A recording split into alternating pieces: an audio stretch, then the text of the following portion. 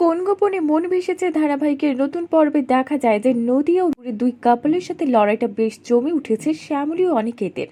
অনিকেত তো অবাক হয়ে গেছে, তার প্রিয় রং নীল, প্রিয় ফুল অর্কিড, আর প্রিয় খাবার মায়ের হাতে তৈরি রসমালাই। এগুলো শ্যামলী জানলো কিভাবে? অবাক হয়ে যায় প্রিয়া ও ঠাম্মিও। আর এগুলো বলতে পারে অতনু ও মমিতার সাথে সমান 30 পয়েন্ট পেয়েছে শ্যামলী ও অনিকেত। তারপরে রাউন্ডে কিন্তু অতনু মমিতা পেয়েছে 60। চোখ বেঁধে বল খুঁজতে হবে। মমিতা 6টা বল পাওয়ায় 60, এবার পালা কিন্তু শ্যামলীর।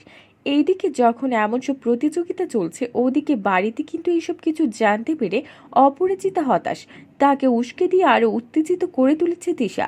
সে বলে এমনও হবে সেটা কি ভাবা যায়? অপরিচিতা কিন্তু আজ কিছু একটা করবে, তবে এই লড়াই জমে উঠেছে। তাহলে কি শেষ পর্যন্ত জোড়ি নাম্বার 1 সিজন 4 এর চ্যাম্পিয়ন হওয়ায় শ্যামলীকে মেনে নেবে অপরাজিতা? বন্ধুরা, তোমাদের কি মনে হয়? এক্ষুনি একটা লাইক দিয়ে এবং কমেন্ট করে জানিয়ে দাও তোমাদের মতামত। ধন্যবাদ।